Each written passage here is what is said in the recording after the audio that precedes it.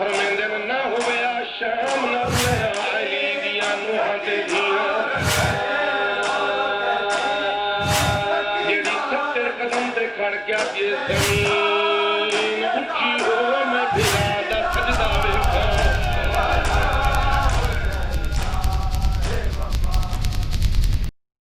بسم الله الرحمن الرحيم بسم الله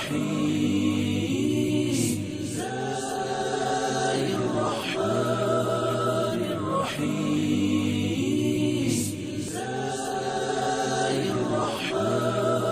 الرحمن الرحيم بسم الله الرحمن الرحيم بسم الله الرحمن الرحيم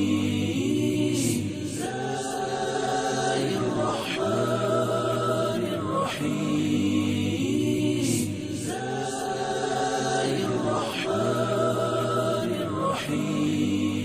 السلام عليكم ورحمة الله وبركاته. أعوذ بالله من الشيطان الرجيم. بسم الله الرحمن الرحيم. ياسين والقرآن الحكيم إنك لمن المرسلين على صراط مستقيم تنزيل العزيز الرحيم لتنذر قوما ما أنزل آباؤهم فهم غافلون لقد حق القول على أكثرهم فهم لا يؤمنون إنا جعلنا في أعناقهم أغلالا فهي إلى الأذقان فهم مقمحون وجعلنا من بين يديهم سدا ومن خلفهم سدا فأغشيناهم فهم لا يبصرون صدق الله العظيم. شکر ہے تیرا خدایا میں تو اس قابل نہ تھا شکر ہے تیرا خدایا میں تو اس قابل نہ تھا تو نے اپنے گھر بلایا میں تو اس قابل نہ تھا شکر ہے تیرا خدایا بھاگ گیا میری زباں کو ذکر الا اللہ کا بھاگ گیا میری زباں کو ذکر الا اللہ کا یہ سبق کس نے پڑھایا میں تو اس قابل نہ تھا یہ سبق کس نے پڑھایا میں تو اس قابل نہ تھا خاص اپنے در کا رکھا تو نے اے مولا مجھے خاص اپنے در کا رکھا تو نے اے مولا مجھے یوں نہیں در در پھرایا میں تو اس قابل نہ تھا یوں نہیں در در پھرایا میں تو اس قابل نہ تھا میری کوتاہی کہ تیری یاد سے غافل ہوا میری کوتاہی کہ تیری یاد سے غافل رہا پر نہیں تو نے بلایا میں تو اس قابل نہ تھا پر نہیں تو نے بلایا میں تو اس قابل نہ تھا تو نے اپنے گھر بلایا تیری رحمت تیری شفقت سے ہوا مجھ کو نصیب تیری رحمت تیری شفقت سے ہوا مجھ کو نصیب گنبد خضرا کا سایہ میں تو اس قابل نہ تھا گنبد خضرا کا سایہ میں تو اس قابل نہ تھا بارگاہ سید کونین میں آ کر نفیس بارگاہ سید کونین میں آ کر نفیس سوچتا ہوں کیسے آیا میں تو اس قابل نہ تھا سوچتا ہوں کیسے آیا میں تو اس قابل نہ تھا تو نے اپنے گھر بلایا میں تو اس قابل نہ تھا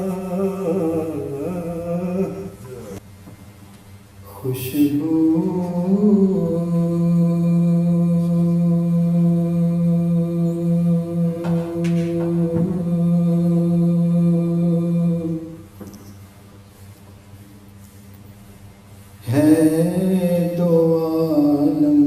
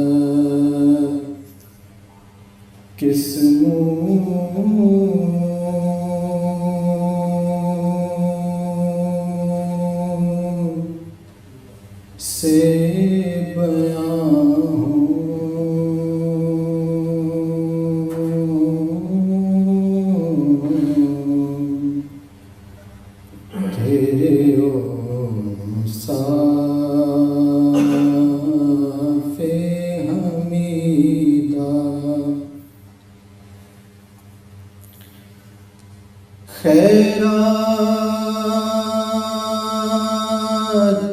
مجھے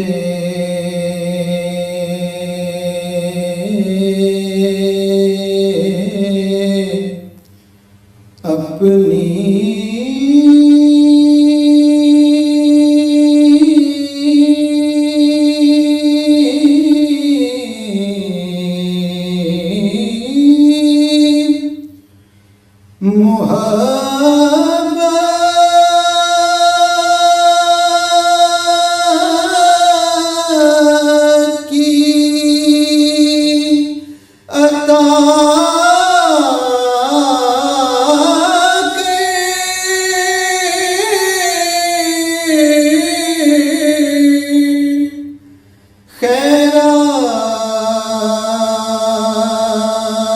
مجھے اپنی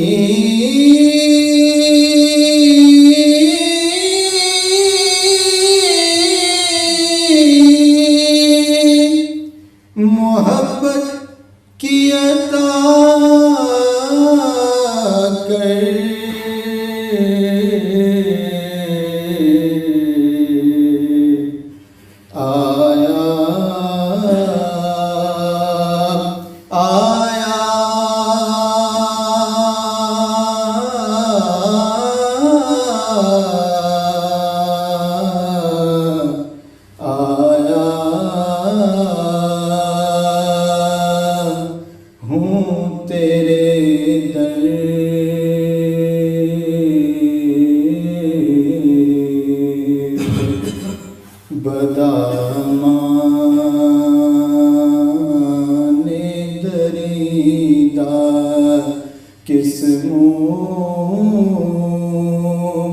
سے بیان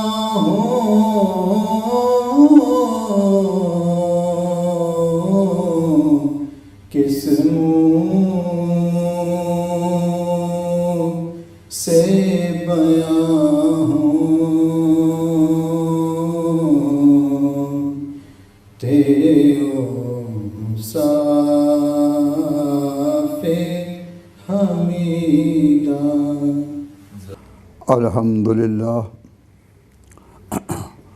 الحمدللہ والسلام علی عبادہ الذین اصطفیٰ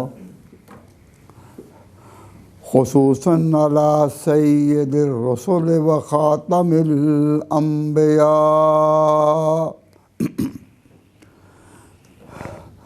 وعلى آله الأتقياء وأصحاب الأصفياء أما بعد فأعوذ بالله من الشيطان الرجيم بسم الله الرحمن الرحيم ولا تقولوا لمن يقتل في سبيل الله أموات بل أحياء ولكن لا تشعرون قال النبي صلى الله عليه وسلم ما من كلم يقرم في سبيل الله إلا وجيء به يوم القيامة اللون لون ضمن والريح ريح مسك أو كما قال النبي صلى الله عليه وسلم وقال صلى الله عليه وسلم أفضل الجهاد كلمة حق عند سلطان جائر أو كما قال النبي صلى الله عليه وسلم. حضرات، علماء کرام واجب الاحترام، بزرگان قوم، سامعین عزیز، دوستوں اور بھائیوں، شہادت کا لفظ کوئی آپ کے لیے اجنبی لفظ نہیں. روز سنتے ہیں کہ جی فلاں کورٹ میں شہادت ہوئی، شہادت دی. شہادت کا لفظ اوپرا نہیں، اس کا معنی ہے ٹو بیئر ایویڈنس اور ٹو پرووائڈ ایویڈنس، کہ کسی حقیقت کی خبر دینا. جب کسی حقیقت کی خبر بطور گواہی کے دی جائے تو کہتے ہیں شہادت ہو گئی ہے، شہادت دی ہے. تو آپ نے یہ جو اپنے دینی حلقے میں جو لفظ سنا ہے کہ فلاں شہید ہوئے، تو شہید وہی لفظ ہے بمعنی شاہد، گواہی دینے والا. تو گواہی کس پر؟ گواہی کس پر دی جا رہی ہے؟ جو واقعہ سامنے نہیں ہے، پردہ غیب میں. وہ ماضی کا کوئی واقعہ ہو یا پردے میں کوئی حقیقت ہو، تو اس کی گواہی دینا کہ وہ ہے، یہ شہادت ہے. عدالتوں میں شہادت اور گواہی یہی دی جاتی ہے. تو اللہ تبارک و تعالیٰ جل شانہ نے اپنے آپ کو پردہ غیب میں رکھا ہے. وہ یہاں ان آنکھوں سے نظر نہیں آتا. تو اس کی باتیں جو بھی ہم نے مانی سیکھیں وہ یؤمنون بالغیب، ٹو بلیو ان انسین کے طور پر مانی. تو جب کوئی چیز پردے میں ہے اس کے لیے گواہی دینا، اس کے دو ہیں طریقے. دو گواہی دینا کسے کہتے ہیں کہ لپس سروس، زبان کے ساتھ گواہی دینا کہ میں یہ بات کہتا ہوں. I bear witness that there is no one to be worshipped but one Allah. تو اب خدا کے ہونے کی گواہی آپ نے اپنی زبان کے ساتھ دی تو یہ آپ کی شہادت ہے. اللہ آپ کی شہادت ہے کہ آپ یقین سے کہتے ہیں کہ اللہ ہے. لیکن زبان انسان کی کبھی صحیح چلتی ہے اور کبھی غلط بھی. جب صحیح چلے تو یہ صادقین کی زبان ہے اور غلط چلے تو یہ جھوٹ ہے. جھوٹ بھی کیا ہے؟ وہ جھوٹ بھی زبان سے ادا ہوتا ہے، لیکن اگر مطابق واقع نہ ہو تو کہتے ہیں کہ یہ جھوٹ ہے۔ تو زبان کی گواہی جھوٹی بھی ہو سکتی ہے اور سچی بھی ہو سکتی ہے، لیکن ایک گواہی ہے جو کبھی جھوٹی نہیں ہوتی۔ وہ گواہی کیا ہے؟ جو زبان سے نہیں، اچھلتے خون سے ہو، اچھلتے خون سے۔ کیوں؟ انسان جھوٹ بولتا ہے اپنی ساکھ بنانے کے لیے، انسان جھوٹ بولتا ہے اپنے دنیا کے کسی کام کے لیے، اور جس کی دنیا ہی باقی نہیں رہنی وہ جھوٹ کیا بولے گا؟ جس کی دنیا ہی باقی نہیں رہے، ظاہر ہے کہ وہ جھوٹ تو نہیں بولے گا۔ اس لیے یہ اپنے خون کے قطروں سے اور اچھلتے خون سے گواہی دینا کہ وہ ہے اللہ، یہ میدان میں اس طرح کی گواہی کہ جس میں کذب کا کوئی شائبہ نہیں۔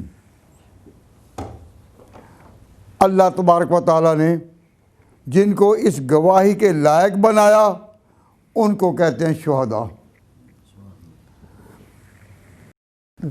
تاریخ مذاہب میں، خاص طور پر اہل کتاب میں، یہود و نصارہ میں مقربین بارگاہ الہی کے دو ہی نام ملتے ہیں، یا ملتے ہیں پیغمبر پروفٹس یا اپوسلز، یا نام ملتا ہے پیغمبروں کا اور یا ملتا ہے صالحین کا۔ صالحین کو انگریزی میں کہتے ہیں سینٹس، اور جو پیغمبر ہیں ان کو کہہ دیتے ہیں پروفٹس یا اپوسل۔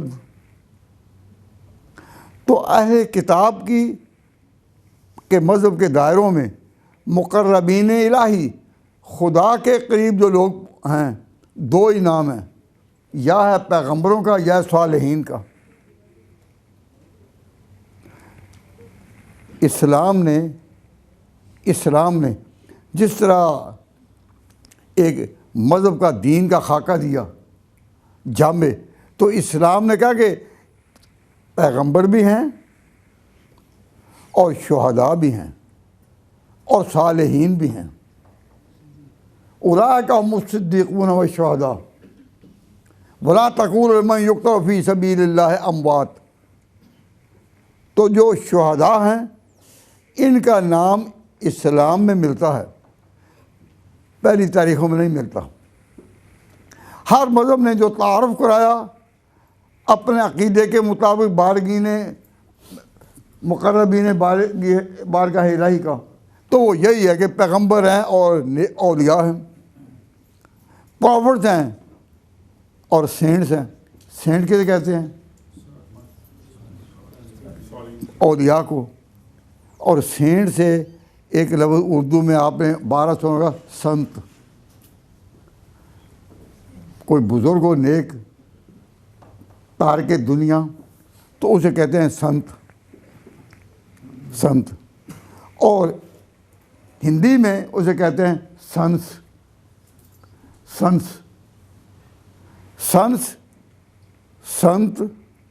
سینٹ، ان کی اثر ایک ہے۔ اور ہندو عقیدے کے مطابق جو ان لوگوں کی زبان ہے، جو اللہ کے ان مقربین کی زبان ہے، تو جو مقربین ہیں ہندو عقیدے کے مطابق ان کو کہا سنس، اور جو ان کی زبان ہے اس کو کہتے ہیں سنسکرت۔ تو سنسکرت جو کہتے ہیں نا، فلاں کی زبان سنسکرت تھی، ویدوں کی زبان، وہ ہے سنسکرت، کہ سنسوں کے منہ سے نکلی ہوئی بولی سنسکرت۔ جس طرح آپ نے سنا ہوگا، جو کبھی سکھوں کے قریب رہے یا سکھوں کے ماحول کو دیکھا، تو ہم تو ان کی آواز کو، ان کی بولی کو کہتے ہیں نا پنجابی، تو وہ کہتے ہیں گرمکھی۔ تو گرمکھی کیا ہے؟ کہ گرو کے مکھ سے نکلی ہوئی بولی، گرو مکھی۔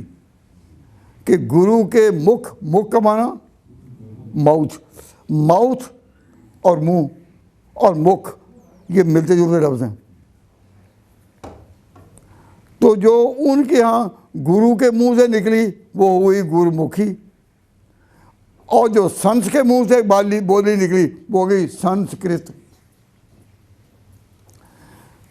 تو میں کہہ یہ رہا تھا کہ تیسرا طبقہ جس کو ہم کہتے ہیں مارٹرز یا شہداء، ان کی تاریخ، شہیدوں کا کوئی تصور نہ ویدوں کی دنیا میں ہے اور نہ اہل کتاب کے یہاں ہے.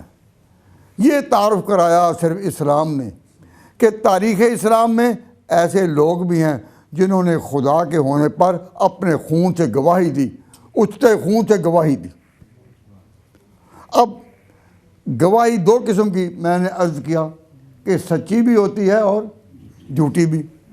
زبان کی گواہی کبھی کسی ہیلے کے تحت غلط بھی ہو جاتی ہے، لیکن خون کی گواہی تو جھوٹی نہیں ہوتی. تو اسلام نے خود مسلمانوں کی دنیا میں اسلام کے دائرے میں خدا کے بعد شہادت دینے والے، خدا کے ہونے پر وہ گواہی دینے والے کہ وہ ہے، پہنچتا ہے ہر ایک مہکش کے آگے لطف جام اس کا، پہنچتا ہے ہر ایک مہکش کے آگے لطف جام اس کا، کسی کو تشنا لب رکھتا نہیں ہے لطف عام اس کا، دہائی دے رہی ہے اس کی یکتائی پہ ذات اس کی، دوئی کے نقش سب جھوٹے سچا ایک نام اس کا. جب اچھلتے خون سے اس پر گواہی دی جائے کہ سچا ایک نام اس کا. تو ہمارے ہاں جو کہتے ہیں درجہ شہادت، تو یہ وہی شہادت ہے جس سے عدالت میں شہادت دی جائے. فرق کیا ہے؟ عدالت میں شہادت دی جاتی ہے لفظوں سے اور میدان میں شہادت دی جاتی ہے خون کے قطروں سے. جن لوگوں نے خدا کے ہونے پر گواہی دی، اللہ تبارک و تعالیٰ جل شانہ نے ان کو انعام دیا اور دنیا والوں کہا کہ جو اس راہ سے خدا کے پاس پہنچے ان کو تو مردہ نہ کہو.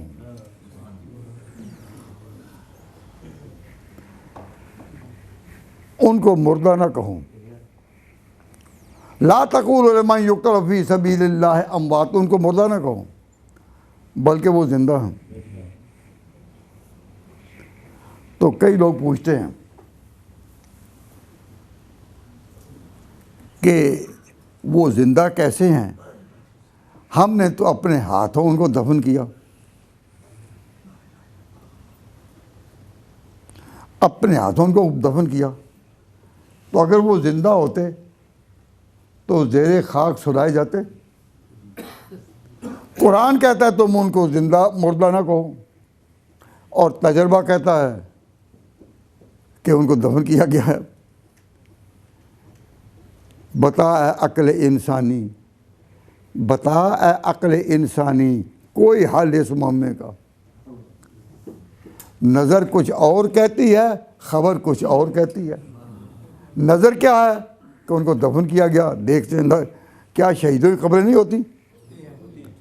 تو نظر یہ کہتی ہے کہ دفن کیا گیا، اور خبر کہتی ہے لا تقولوا لمن یقتل فی سبیل اللہ اموات، ان کو مردہ نہ کہو. میں اس کی تشریح تو نہیں کرتا، ایک بات کی طرف توجہ دلاتا ہوں کہ زندہ میں اور مردہ میں جو فرق ہے نا، اس میں ایک فرق ہے بنیادی. کیا؟ اذا مات الانسان انقطع عنہ عملہ الا باحدی ثلاث. جب کوئی شخص فوت ہوتا ہے نا، اس کے فوت ہوتے ہی اس کا اعمال نامہ لپیٹ دیا جاتا. اسے جو عمل کیے اچھے یا برے، جو اس نے ذرہ خیر کا کیا یا ذرہ شر کا کیا، یرہ، جو بھی اس نے عمل کیے تو اس کے وفات کے ساتھ ہی ان کے اعمال نامے لپیٹ دیے جاتے ہیں. یہ شہید ہیں جن کے اعمال نامے لپیٹے نہیں جاتے. کیوں؟ شہید اپنے خون سے وہ نقوش زندگی چھوڑ جاتے ہیں کہ جب تک دنیا ان پر عمل کرتی رہے ان عملوں کا ثواب ان کے کھاتے میں جاتا ہے, ان کے اعمال نامے لپیٹے نہیں جاتے. ہم عام طور پر تو یہ دیکھتے ہیں نا کہ جب کوئی شخص فوت ہو جائے اس کا عمل منقطع ہو گیا. اب اگر عمل یعنی وہ دنیا سے تو منتقل ہو گیا لیکن اس کے اعمال نامے لپیٹے نہیں گئے, اس کے عملوں میں جو خیر کا کھاتا ہے اس کھاتے میں آمد ہوتی رہتی ہے. کیوں؟ اس لیے کہ شہید جو ہے وہ قوم کو ایک زندگی کا پیغام دے کر جاتا ہے, قوم کو ایک راہ دے کر جاتا ہے. تو اس راہ میں جتنے بھی چلتے رہیں, اس راہ میں جتنے بھی چلتے رہیں اور حق کے ہونے کی گواہی زبان سے دیتے رہیں, تو شہید نے جو خون کے ساتھ اپنی گواہی دی ہے اس کے ساتھ وہ گواہی باقی ہے, وہ گواہی باقی ہے, اس کا عمل باقی ہے. تو حیات اسے کہتے ہیں کہ عمل ہو, اور جس کا عمل ہی نہیں اس کی حیات کیا ہے.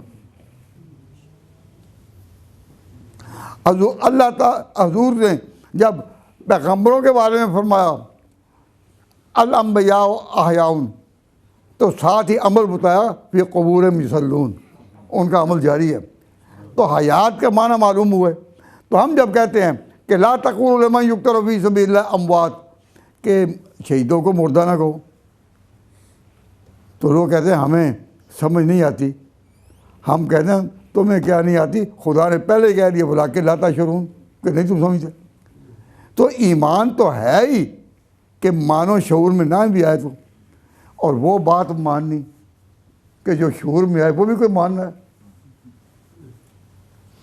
وہ کوئی ماننا ہے. مثلا میں عرض کرتا ہوں کہ اگر کوئی یہ کہے کہ میرا ایمان ہے کہ یہ رومال ہے, یہ رومال ہے نا, تو کوئی کہ میرا ایمان ہے کہ یہ رومال ہے, تو اردو کے اعتبار سے یہ جملہ غلط ہوگا, کیونکہ یہ ایمان نہیں, یہ تو مشاہدہ ہے, نظر آ رہا ہے نا. تو جو چیز مشاہدے میں ہو اس پر ایمان نہیں, ایمان ہوتا ہی اس پر ہے جس کو نہ نظریں پہنچ سکیں نہ کان سن سکیں. ہم زمین پر گواہی دیتے ہیں اللہ ہے, لیکن ہماری نہ آنکھیں دیکھتی ہیں نہ کان سنتے ہیں. تو گواہی ہوتی ہے جب چیز کوئی سامنے نہ ہو, اور جو سامنے ہو اس کو کہتے ہیں مشاہدہ. تو اللہ تبارک و تعالیٰ نے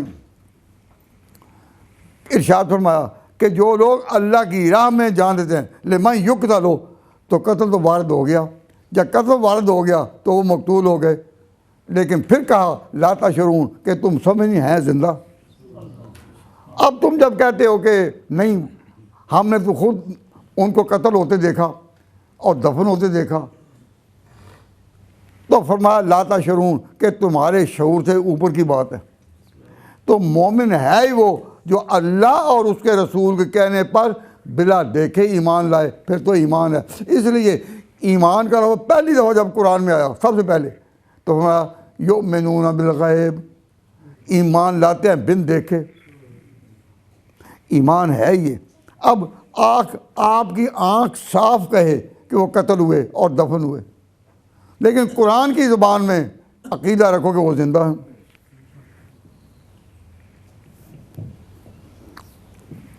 اب ہماری تاریخ میں, تاریخ مسلمانوں کی اسلام کی تاریخ میں حضور اکرم صلی اللہ علیہ وسلم سے جو امت کا قافلہ چلا, وہاں صدیقین بھی چمکے, مجددین بھی آئے, اور شہداء بھی مختلف مقامات پر خدا کے ہونے کی گواہی دیتے, صدق رسالت کی گواہی دیتے, دنیا سے رخصت ہوئے.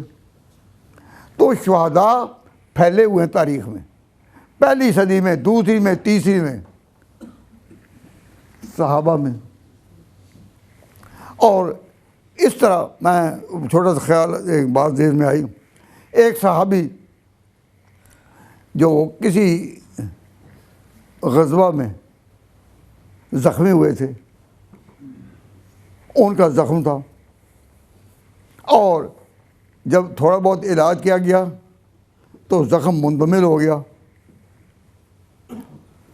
تو انہوں نے یہ دعا کی کہ یا اللہ اگر میری قسمت میں اور کسی جہاد میں جانا نہیں ہے، آئندہ کسی جہاد میں جانا نہیں ہے، تو میرے زخم کو کھول دے تاکہ جان نکلے تو اسی حالت میں نکلے کہ میں شہید ہوں۔ تو تاریخ اسلام میں جو شہداء کی لمبی فہرست ہے، اس میں سید الشہداء تو وہ ہیں کہ پیغمبر کی زبان نے جن کو سید کہا، وہ کون؟ حضرت حمزہ جو احد میں سید الشہداء، اور بدر کے مقام میں جتنے بھی شہید ہوئے وہ بھی شہداء۔ تو شہداء کی فہرست صحابہ کرام سے شروع ہوتی ہے۔ تو ضمنی طور پر یہ بات کہہ دیتا ہوں کہ ہمارے آقا خاتم النبیین وہ شہید نہیں ہوئے۔ کیوں؟ اس لیے کہ خدا نے انہیں کہہ دیا تھا کہ واللہ یعصمک من الناس، کہ خدا تجھے لوگوں سے بچائے گا۔ اب اگر پیغمبر حضور شہید ہوں تو آخر کسی کے مارنے پر ہوں گے نا، تو جب اسے ظاہری طور پر مارا تو خدا کا وہ وعدہ کہاں گیا کہ میں تجھے بچاؤں، واللہ یعصمک من الناس۔ اس لیے اللہ تبارک و تعالیٰ نے ان کو شہادت نہیں دی، لیکن امت میں شہیدوں کا ایک سلسلہ چلا ہے۔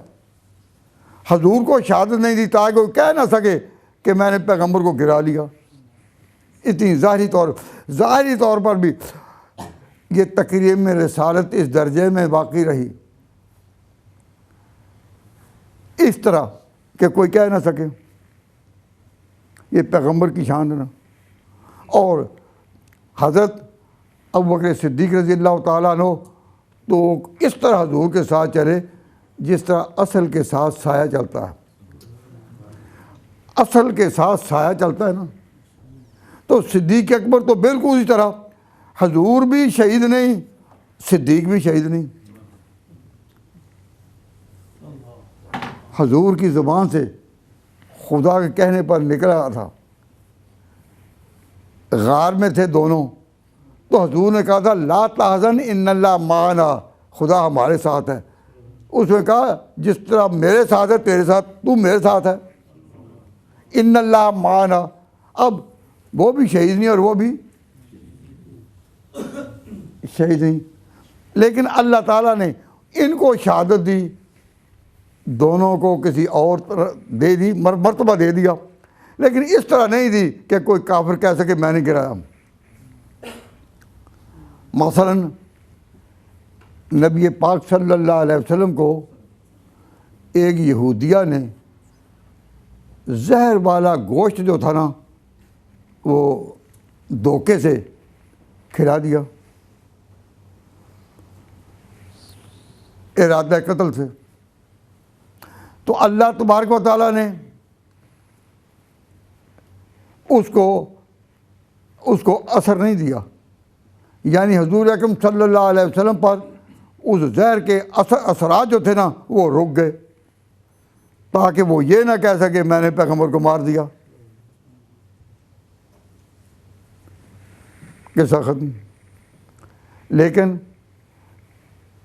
سالوں کے بعد جب حضور صلی اللہ علیہ وسلم آخری وقت میں بیمار ہوئے تو آپ نے فرمایا کہ عائشہ میں محسوس کر رہا ہوں کہ وہ جو یہودیہ نے مجھے زہر دیا تھا اس زہر کے اثرات اب پھر میرے بدن میں آ رہے ہیں۔ کس لیے کہ اللہ تعالیٰ حضور کو نے جو اور مراتب دیے، نبوت دی، رسالت دی، کامیابیاں دی، تو مقام شہادت جس کی حضور دعا سکھا گئے کہ دعا کرو گا اللہ تمہارا اللہم ارزقنا شہادۃ فی سبیلک، اپنی راہ میں شہادت دے، تو اللہ تعالیٰ چاہتے تھے کہ وہ مقام بھی دیا جائے۔ تو دیا کس طرح کہ آخر میں وہ زہر جو تھا نا وہ پھر اثر کے لیے آگے ہوا۔ تو آخری وقت میں اگر اس نے اثر کیا تو حضور مقام شہادت بھی تو پا گئے نا، لیکن اس طرح مقام شہادت کہ دشمن نہ کہہ سکے کہ میں نے گرایا. یہ عجیب مقام ہے. شان رسالت کو اللہ تعالیٰ نے اس طرح اس سے نوازا. اور آپ نے یہ بارہ سنا ہوگا کہ غار میں جب حضرت ابوبکر صدیق تھے اور حضور تھے تو وہاں ایک سانپ نے حضرت ابوبکر صدیق کو کاٹا تھا. حضور نے اپنا لب لگایا اور ابوبکر کو شفا ہو گئی. زہر نے اثر نہیں کیا. تو حضرت ابوبکر صدیق نے اپنے آخری وقت میں کہا کہ وہ جو غار میں مجھے سانپ نے کاٹا تھا مجھے محسوس ہو رہا ہے کہ اس کے اثرات آ رہے ہیں، تاکہ صدیق بھی جب دنیا سے جائے اسی طرح مقام شہادت کے ساتھ جس مقام شہادت کے ساتھ پیغمبر گئے. پیغمبر کی زبان سے ان اللہ معنا نکلا تھا خدا کہنے پر. تو اللہ تعالیٰ نے ان دونوں کو کس طرح ساتھ ساتھ رکھا. ان دونوں کے بعد پھر شہیدوں کا سلسلہ شروع ہوا. پہلے شہید حضرت عمر، پھر عثمان، پھر علی شہید، اور پھر ان کے ساتھ بہت سے لوگ اور بھی جو میدانوں میں آ کر شہید ہوتے رہے. پھر اس شہادت کا ایک عجیب نمونہ حسین نے کربلا میں پیش کیا. میں آپ حضرات سے یہ کہہ رہا تھا کہ حضرت حسین، کل میں نے بتایا تھا، جو لوگ بہت کم اس کو بیان کرتے ہیں، کہ حضرت حسین مدینہ منورہ سے جب چلے تو آپ نے رخ عراق کی طرف نہیں کیا. پہلے بات سمجھانے کے لیے میں نے کہا تھا کہ انہوں نے شام کی طرف نہیں کیا، عراق کی طرف کیا، تو وہ مسئلہ بات سمجھانی تھی. اب میں عملی دنیا میں بات کر رہا ہوں کہ حضرت حسین مدینہ منورہ تھے تو آپ نے سفر عراق کی طرف نہیں کیا، کوفہ کی طرف نہیں کیا، مکہ کی طرف کیا. اور آپ کے اور عبداللہ بن زبیر ان کے سفر میں صرف ایک رات کا فاصلہ تھا. جب ولید نے، جو والی تھا حجاز کا، میٹنگ بلائی تھی مدینہ میں اور ان کو کہا تھا کہ حضرت معاویہ کا انتقال ہو گیا اور ان کا بیٹا جو ہے یزید جو ولیعہد مقرر کیا ہوا تھا اس نے چارج لے لیا ہے. انا للہ و انا الیہ راجعون سب نے پڑھا. حضرت معاویہ کی وفات پر سب نے دل سے اظہار افسوس کیا. تو اس نے کہا، جب میٹنگ کی تو میٹنگ میں جن کو بلایا گیا سارے آ گئے، حسین بھی آ گئے، لیکن عبداللہ بن زبیر نہیں آئے. عبداللہ بن زبیر نے کہا کہ اب میں آج نہیں آ سکتا، کل آؤں گا یا دیکھا جائے گا. تو حضرت حسین آ گئے. حضرت حسین نے کہا یہ بڑا اہم مسئلہ ہے، ہمیں کوئی سوچنے کا موقع دو. ولید نے کہا کہ ہاں کوئی بات نہیں، کل صحیح. لیکن اس کو نہیں پتا تھا کہ راتوں رات عبداللہ بن زبیر چلے جائیں گے. تو جب واپس آئی اس میٹنگ سے تو اس کو اطلاع ہوئی کہ عبداللہ بن زبیر تو مل نہیں رہے. اب وہ حیران ہے کہ وہ جو چلے گئے تو سلطنت کو خطرہ ہوگا نا. تو اگلا سارا دن وہ اسی کی تلاش کرتے رہے کہ ہیں کہاں. سارا وقت اسی پر لگا کدھر گئے، اور وہ اپنا قافلہ نکل گئے تھے. کہاں گئے ان کو نہیں پتا تھا کہ اگلی رات آ گئی. تو اگلی رات کو آدھی رات میں حسین بھی نکل گئے مدینہ سے. حضرت حسین کو یہ پتہ نہیں تھا کہ عبداللہ بن زبیر کدھر گئے ہیں. عبداللہ بن زبیر کو پتہ نہیں تھا کہ حسین بھی آ رہے ہیں. اور حالات بتاتے ہیں، تاریخ بتاتی ہے، اتفاق یہ ہے کہ دونوں تقریباً ایک ہی وقت میں یا وقت کے قریب حرم کعبہ میں داخل ہوئے. تو نیت عبداللہ بن زبیر کی بھی تھی کہ میں کعبہ جاؤں، مکہ چلا جاؤں، اور حسین کا بھی ارادہ یہ تھا. تو وہ واقعات حضرت عبداللہ بن زبیر تو اس لیے کہ میں اب عبادت میں وقت گزاروں. تو حضرت حسین کا ارادہ یہ تھا کہ مکہ سے ہو کر اللہ کے یہاں دعا کر کے وہ پھر اس کی طرف جائیں، عراق کی طرف. تو جو اب مشہور ہے نا کہ ان کو بڑے بڑے لوگوں نے روکا کہ ادھر نہ جائیں، تو وہ اتفاق سے وہ بھی مدینہ سے مکہ آ گئے. عبداللہ بن عمر آ گئے، عبداللہ بن عباس آ گئے. تو یہاں بھی انہوں نے حضرت حسین کو کہا کہ آپ ادھر نہ جائیں. کیوں؟ عراق والوں میں وفا نہیں،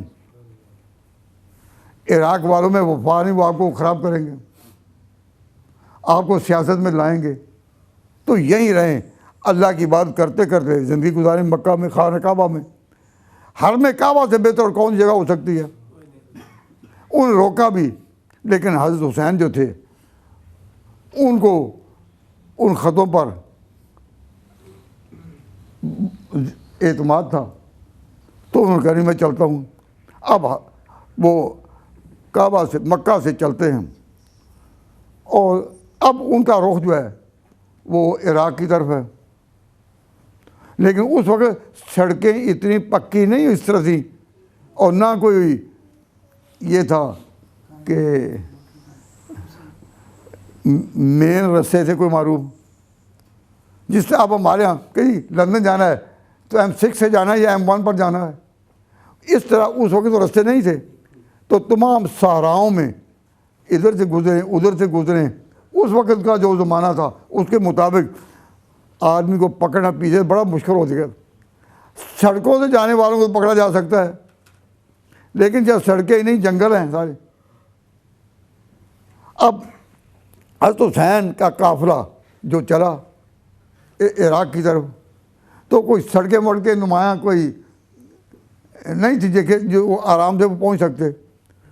تو ادھر جو مقرر کیا ہوا تھا یزید نے عراق کے لیے گورنر ابن زیاد، اس کو بڑی فکر تھی کہ حسین کس طریقے سے کہاں سے آئیں گے. لیکن حسین چل پڑے، اور چلتے چلتے کس طرح سے جا رہے ہیں؟ حسینی قافلہ صحرا کی جن راہوں سے گزرا تھا. حسینی قافلہ صحرا کی جن راہوں سے گزرا تھا، وہ راہیں آج بھی اس قافلے کو یاد کرتی ہیں.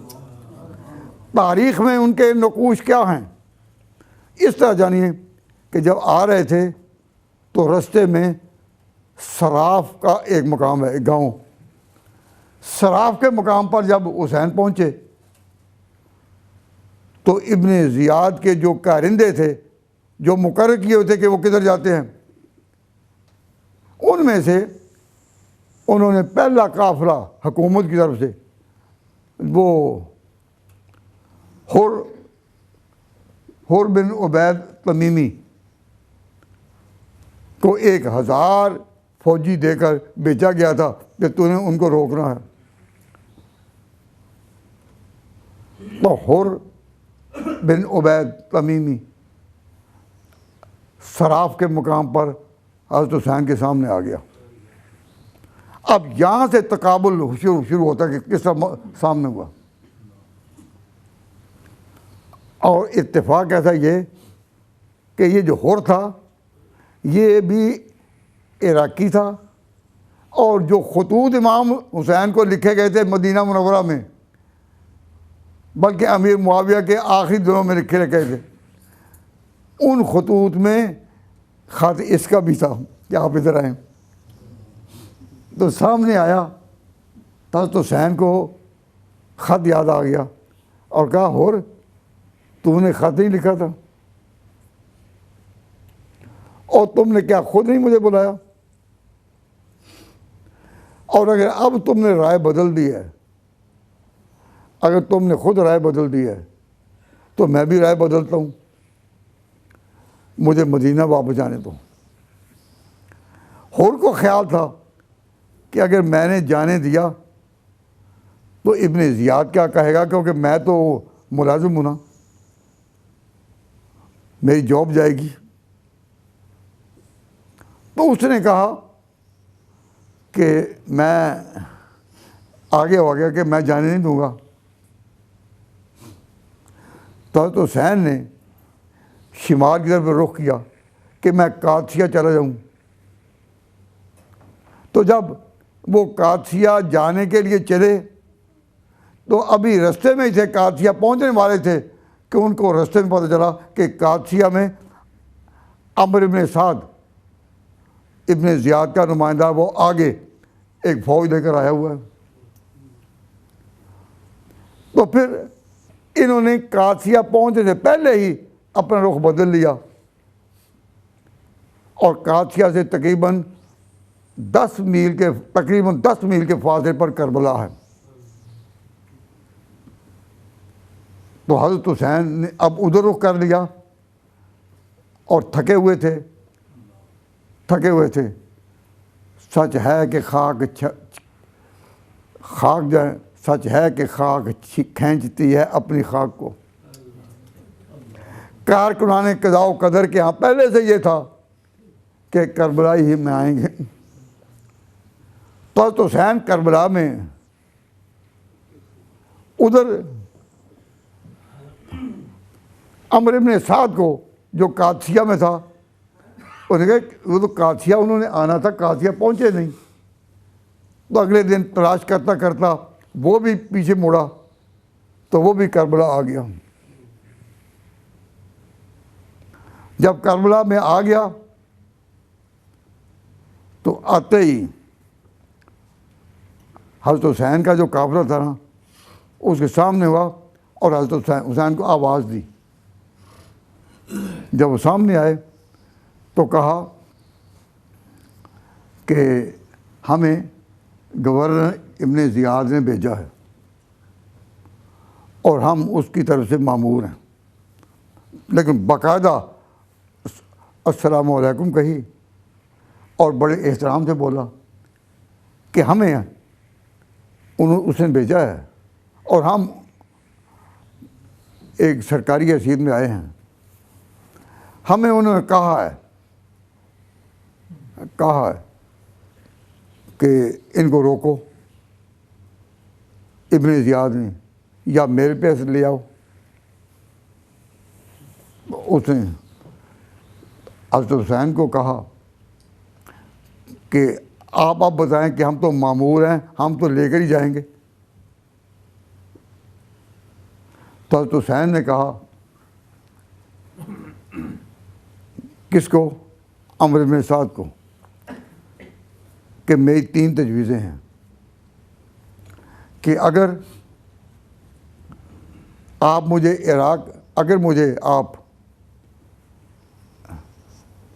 میرا آنا مجھے روکتے ہیں تو مجھے واپس جانے دو، میں مدینہ بھی چلا جاتا ہوں. لڑنا میرا مقصود نہیں ہے، میں لڑنے کے لیے آیا ہوں. اگر یہ تم نہیں مانتے تو مجھے کسی سرحدی علاقے میں بھیج دو، میں زندگی وہیں بسر کروں، اور اگر کبھی لڑنا پڑے تو کفار کے خلاف جہاد کرتا ہوں، اپنی جان آفرین کو دے دوں. نمبر 3 کہ تم میرے راستے میں رکاوٹ نہ بنو، میں شام جاتا ہوں یزید کے پاس، خود جاتا ہوں. آگے جملہ جو ہے حسین کا وہ سنو کہ میں شام میں یزید کے پاس جاتا ہوں، جس طرح میرے بھائی بڑے نے حسن نے امیر معاویہ کے پاس پہنچ کر ان سے معاہدہ کیا تھا، میں اس یزید کے ساتھ اس سطح پر بات کروں گا. مطلب یہ تھا کہ اگر وہ میری شرائط مان لے تو میں اس کی حکومت کو مان لوں گا. میرے بھائی حسن نے، وہ سلطنت کا نمائندہ تھا اپنی سلطنت کا، تو وہ بھی تو پہنچا تھا، تو میں اس کے بیٹے کے پاس جانے کو تیار ہوں، میں اس سے بات کروں گا. اس سے پہلے یزید کو اپنے طور پر زیاد نے سمجھایا تھا کہ امیر معاویہ نے تجھ پر، تیرے باپ نے بڑا اعتماد کیا ہے، اسے اپنی زندگی کو بدل دے، تو مسلمانوں کا سربراہ ہوگا، اپنی زندگی کو بدل. تو مورخین کہتے ہیں کہ جب زیاد نے اس کو یہ نصیحت کی تو اسے مانی کہ میں اپنی زندگی کو بدلوں گا. لیکن وہ واقعہ پیچھے چھوڑ آئے. تو حضرت حسین کے جو 3 تجویزیں تھیں، تو اس میں آخری تجویز کیا میں کہہ رہا تھا کہ مجھے یزید کے پاس شام میں خود جانے دو، میں بات کروں گا کس طرح، جس طرح میرے بھائی نے معاویہ کے پاس جا کر کی تھی۔ اب بتائیے کہ حضرت حسین سے زیادہ کوئی امن پسند، پیس لونگ کوئی اور ہو سکتا ہے کہ انہوں نے فتنے سے، خون ریزی سے، لڑائی جھگڑے سے، ہر چیز سے بچتے ہوئے کس طرح بات، جس نے حضرت حسین کی یہ تینوں تجویزیں سنی، وہ حضرت حسن حسین کے بارے میں ایک لمحہ کے لیے بھی تصور نہیں کر سکتا کہ وہ اقتدار کے طالب تھے، ایک لمحہ کے لیے تصور نہیں کر سکتا کہ خون ریزی کو پسند کرتے تھے یا لڑنا ان کا مزاج تھا۔ 3 تجویزیں پیش کی، کس کے سامنے؟ عمرو بن سعد کے سامنے۔ تو عمرو بن سعد نے بڑے ادب سے کہا کہ حضور ہم آپ کے مقام کو پہچانتے ہیں، لیکن میرے اختیار میں نہیں، میں یہ تینوں تجویزیں جو ہے نا وہ لکھ کر بھیجتا ہوں ابن زیاد کو، کیونکہ ہم اس کے بھیجے ہوئے ہیں، تو جو آئے گا جواب پھر میں یہ ساتھ کا بیٹا عمر ابن سعد جو تھا نا، اس نے بھی کربلا میں ڈیرا ڈال دیا۔ ادھر خیمہ لگا ہے حسین کا اور ادھر خیمہ لگا ہے ان کا۔ البتہ جب اذان ہوتی ہے تو دونوں فریق اکٹھے جمع ہو جاتے ہیں، نماز اکٹھی ہوتی ہے، اور تاریخ میں لکھا ہے کہ صفیں سیدھی کراتے تھے حضرت حسین، یہ اپنے برابر ہیں۔ یہ عجیب بات ہے کہ دنیا نے آسمان کے نیچے، نیلے آسمان کے نیچے اور زمین پر کبھی 2 متحارب گروپوں کو اس طرح نماز پڑھتے نہیں دیکھا ہوگا۔ کربلا میں نماز پڑھتے رہے۔ تو مجھے یاد پڑتا ہے کہ 2 محرم کی تاریخ تھی جب عمر بن سعد نے وہاں خیمہ لگایا تھا، اور دوستانہ طور پر عمر بن سعد کی اور حسین کی ملاقاتیں بھی ہوتی، نمازیں بھی ہوتی، باتیں بھی ہوتی۔ 2 محرم۔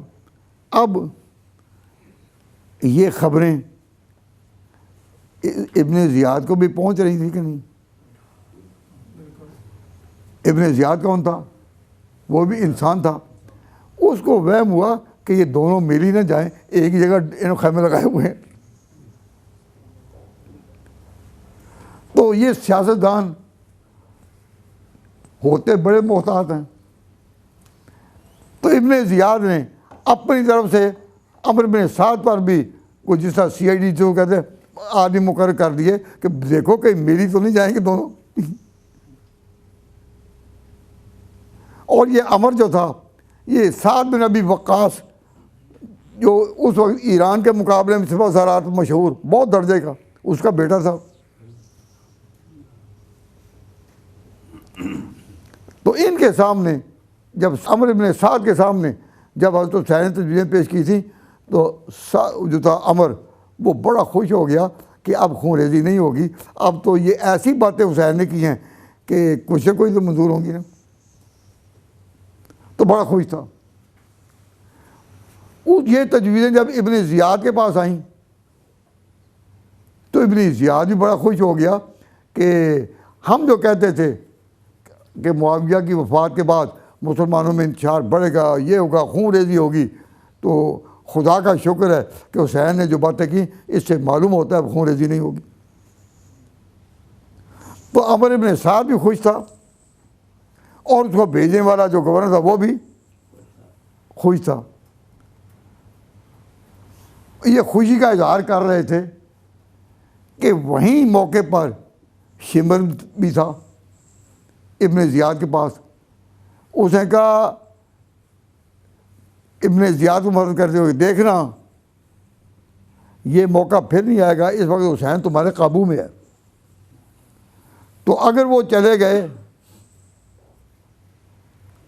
کسی طرح تو پھر آگے پھر انتشار ہو سکتا ہے، اس لیے ان کو چھوڑنا نہیں۔ اور ابن زیاد جو خوش تھا اس کو کیا چکمہ دیا اس نے، شمر نے کہا کہ ابن زیاد اس وقت یزید کی نظر انتخاب تم پر ہے کہ تم کو جو اس صوبے کا بڑا بنایا۔ اگر حسین کی اور یزید کی صلح ہو گئی تو پھر یہاں حسین کا کام چلے گا، حسین کی بات چلے گی، تو گیا نا۔ اس لیے اب موقع ہے کہ تو یہ پیغام بھیج حسین کو کہ تینوں تجویزیں مستردوں والی، البتہ ایک چوتھی تجویز ہے جس کو کہتے ہیں مورخین کہ اس کو ابن زیاد کو اس میں پذیرائی کی امید ہو گئی کہ شاید یہ وہ مان جائیں کہ ہم حسین کے ہاتھوں سے اپنے خون کو رنگین کرنا نہیں چاہتے، لیکن ان کو پیغام دو کہ یزید کی بیعت کرے وہ ابن زیاد کے ہاتھ پر، تو حسین کو میرے پاس لے آؤ، اگر وہ میرے ہاتھ پر یزید کی بیعت کر لے تو پھر ان کو رہا کر دیا جائے گا اور یہ خود شام جا کر کر لیں۔ اب زیاد تو خود بڑا بدنام قسم کا آدمی تھا نا، اور زیاد کا بھی یہ بیٹا ہو اور پھر حسین جو پیغمبر کا نواسا ہے اس کے سامنے بطور گرفتار کے پیش ہو تو حسین مقام، جیسا میں نے کل عرض کیا تھا، وہ مقام غیرت میں آ گئے اور انہوں نے وہاں ایک تقریر بھی کی، لیکن ابھی میں اس کا ذکر نہیں کرتا۔ تو حسین نے بات جس پر ختم کی، کہا کہ مجھے موت منظور ہے لیکن میں ابن زیاد کے پاس جاؤں اور اس کے ہاتھ پر بیعت کروں، یہ نہیں۔ کل میں نے آپ کو بتایا تھا کہ یزید کی بیعت اتنی گراں نہیں تھی حسین کے لیے جتنی یزیدیوں کی، یزید کی اور یزیدیوں کی اس میں فرق ہے نا۔ دیتی رہے گی درس شہادت حسین کی، دیتی ہی رہے گی درس شہادت حسین کی، آزادی حیات کا وہ سرمدی اصول، چڑھ جائے کٹ کے سر تیرا نیزے کی نوک پر، لیکن یزیدیوں کی اطاعت نہ کر قبول۔ تو یزید کی اطاعت سے اتنا انکار نہیں جتنا لیکن یزیدیوں کی اطاعت نہ کر قبول۔ حضرت حسین نے ان کا تو انکار کیا کہ نہیں، میں اس کے سامنے نہیں جاؤں۔ اب اس کے باوجود خیمے دونوں کے کربلا میں ہی تھے اور آپ سے ملاقاتیں بھی بڑی ہوتی تھیں۔ تو اب اس پر بھی ابن زیاد نے اپنے آدمی کو بھیجا اور کہا کہ تم جاؤ، اگر تو عمر بن سعد جو ہے وہ معلوم ہو کہ ملا ہوا ہے ان سے، اور چٹھی بھی دی کہ عمر بن سعد میں نے تجھے اس لیے تو نہیں دیکھا بھیجا تھا کہ تو حسین کے ساتھ دوستی بڑھائے اور ایک ہی جگہ تم خیمہ لگائے آپس میں ملو، اگر تیرا ارادہ لڑنے کا نہیں تو اسی خط میں میں تجھے معزول کرتا ہوں، اور یہ جو خط لے کر آ رہا ہے اس کو میں اس فوج کا سردار مقرر کرتا ہوں اپنی طرف سے، اور اس کو اختیار دیا کہ اگر پتہ چل جائے کہ عمر بن سعد ان سے کچھ ملا ہوا ہے تو اس کو گرفتار کر لو، اور میں نے تمہیں اس کی بجائے فوج کا سردار بنایا وہاں۔ تو وہ جو خط تھا اس نے آ کر عمر بن سعد کو دکھا دیا۔ اب عمر بن سعد جو تھا نا وہ پھر سیدھا ہو گیا اور حسین کے مقابلے میں کہ اب اگر میں کرتا ہوں تو یہ مجھے گرفتار کرنے کے لیے کھڑا ہے، جو خط لے کر آیا نا مجھے گرفتار کرنے کے لیے کھڑا ہے، اور سر بمور کھاتا ہے، حکومت کا آفیشیل ڈاکومنٹ ہے، انکار نہیں کر سکتا۔ تو پھر اسی وہ خیال میں تھا کہ 2 تاریخ کو تو یہ اترے تھے لیکن وہ آتے جاتے تقریباً 1 ہفتہ ہو گیا، تو اب 9 تاریخ آ گئی محرم کی۔ آج کیا ہے؟ 10 تاریخ ہے محرم کی۔ 9 تاریخ کے واقعات میں نے ایک ترتیب کے ساتھ آپ کے سامنے اس کو بیان کر دی۔ اب اس جو شمر تھا نا، اس نے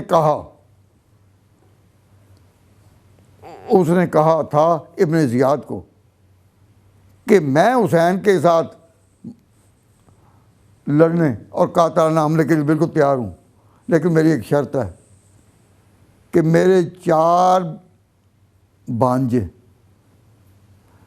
کربلا میں حسین کے ساتھ ہیں، کہ میری بہن ام البنین اس کا نام تھا، وہ حضرت علی کی بیوی تھی۔ حضرت علی نے جو نکاح کیے فاطمہ الزہرا کی وفات کے بعد، ان میں ایک نکاح شمر کی بہن سے بھی کیا جس کا نام ام البنین تھا، اور ام البنین کے جو بیٹے تھے وہ شمر کے بھانجے تھے، عبید، محمد، عباس، عثمان، یہ غالباً ان کے نام تھے۔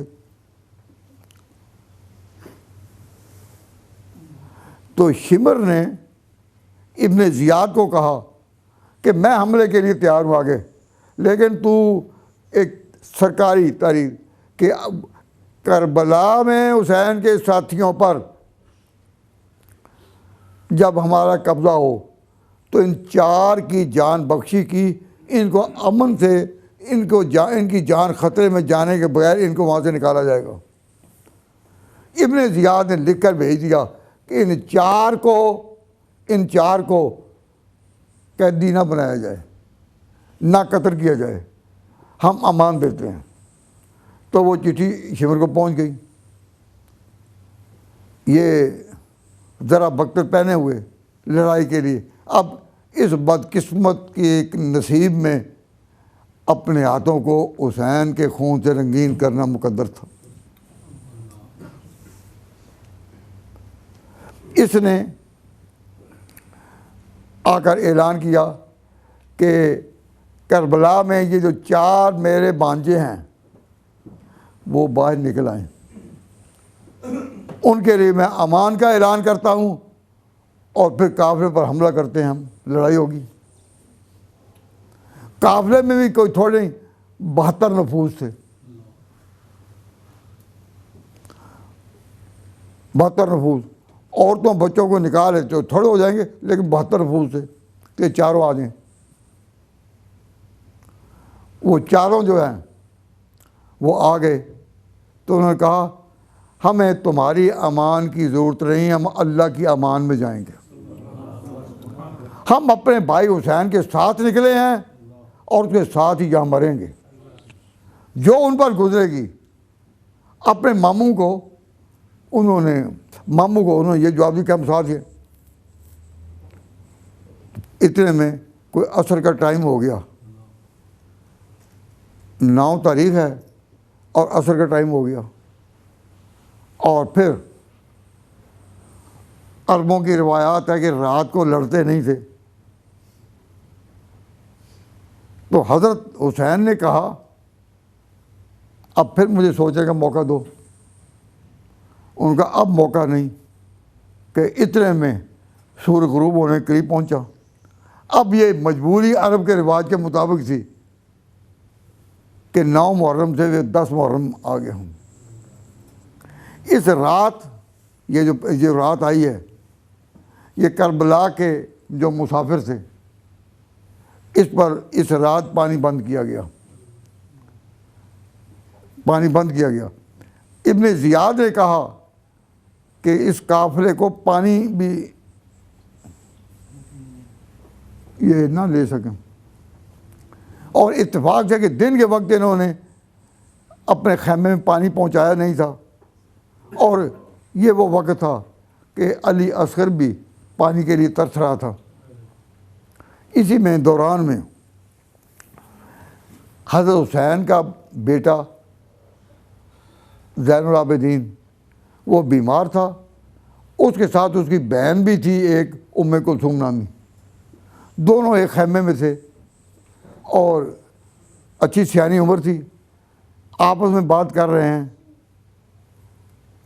کہ ہمارے سارے جو ہیں یہ کل نہیں ہوں گے، جب جنگ مسلط کی جائے گی تو سارے موت کے آغوش میں چلے جائیں گے۔ تو بچے انہوں نے رونا بھی شروع کیا کہ آج یہ حال ہے کہ ہم بیمار یہاں آئے ہوئے ہیں لیکن پیچھے قافلہ وہاں سب وغیرہ سارے ہیں، لیکن کل کیا ہوگا؟ اس پر جب یہ روئے تو بے ساختہ طور پر جو عورتیں تھیں وہ بھی رو پڑیں۔ یہ رونا جو ہے ہمارے نزدیک قابل اعتراض نہیں، کیوں؟ یہ بے اختیار روئے تھے۔ ہم جس کو کہتے ہیں کہ رونا، وہ رونا جو وقت مقرر کے ہو کہ مومنین کرام ہم صبح 9 بجے روئیں گے، تو اس رونے پر کلام ہوتا ہے، اس رونے پر نہیں، کیونکہ یہ رونا اختیاری نہیں، اضطراری ہے۔ ایک دفعہ کسی نے ہم سے سوال کیا کہ آپ کے اہل سنت کے عقیدے میں، ہم تو اہل سنت والجماعت ہیں نا، کہ اہل سنت والجماعت کے عقیدے میں یہ جو ماتم ہے کیا بالکل ہی نہیں، یا سوگ بالکل ہی نہیں؟ تو میں نے کہا تفصیل سن لو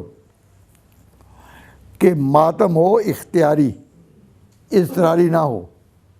اضطراری طور پر تو منہ سے بات نکلی جاتی ہے نا، کس کے منہ سے نہیں نکلتی؟ حضور کی جب وفات ہوئی تو فاطمہ کی زبان سے کیا نکلا تھا؟